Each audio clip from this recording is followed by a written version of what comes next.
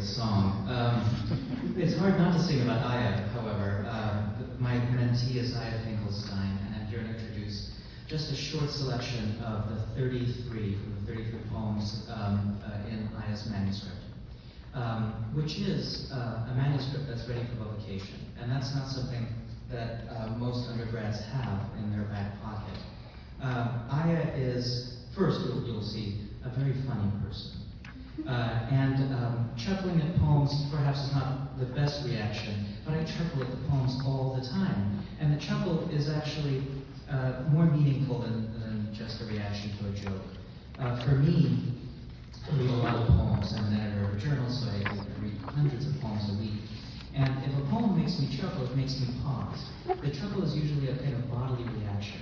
What it signifies is that a leap has been taken, some kind of leap, associative leap. That surprised me.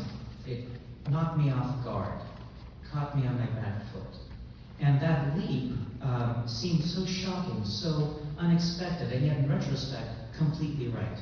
Totally right. The only leap that should have been made. And that's what a great poem does, what a great line does. For instance, to quote a leap from one of these poems, compares the jingling of bells to the fizz of Alka-Seltzer.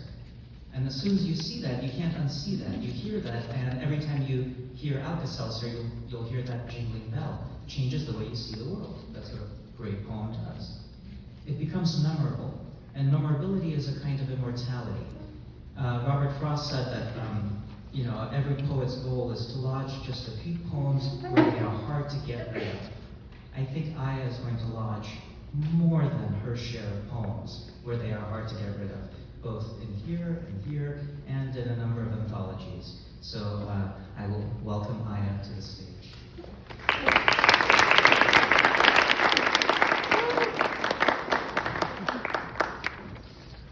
Hello.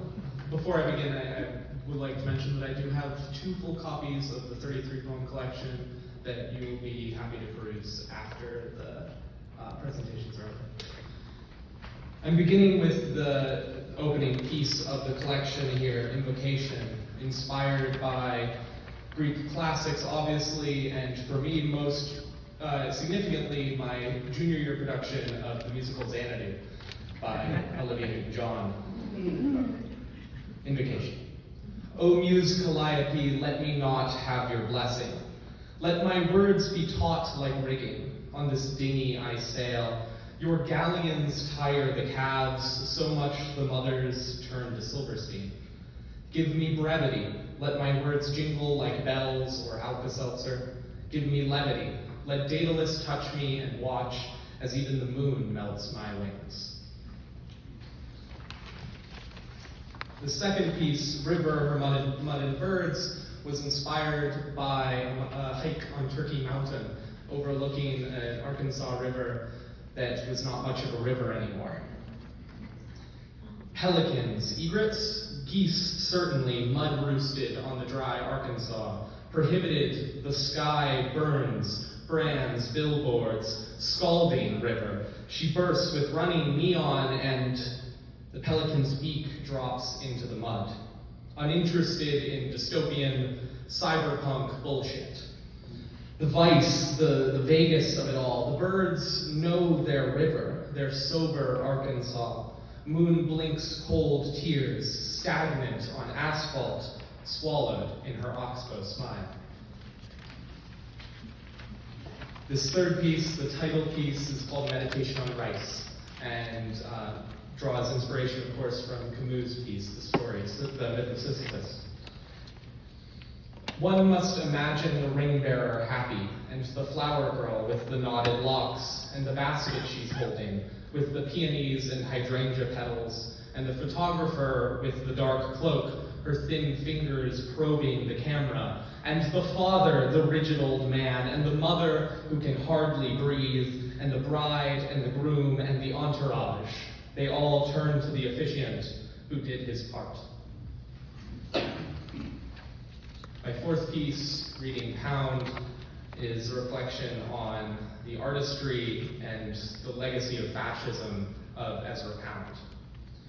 It's heavy, cumbersome at least. The words fit right. Ezra knew this tongue intimate.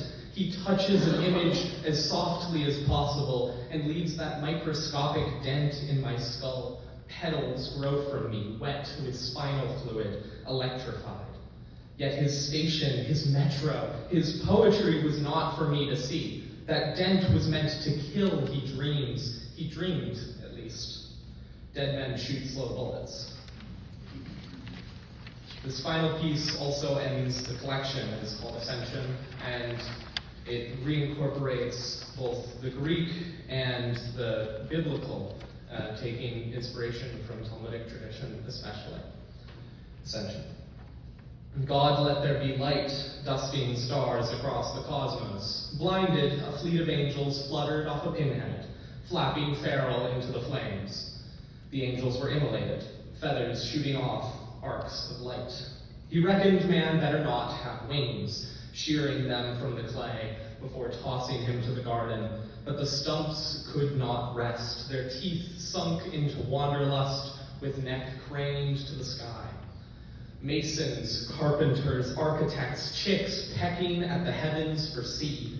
The Lord panicked, twisting their tongues, resigning them to ziggurats and pyramids in dismal imitation of lost Babel.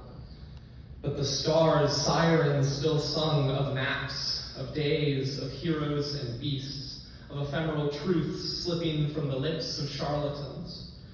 But loudest they sung of ascension, ascension, ascension.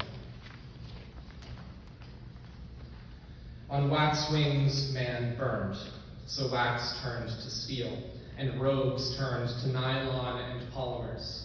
And God saw the rockets fly, prepared to swat them down. The gentle touch of Daedalus rested on the Lord's shoulder, and man set forth to the cosmos.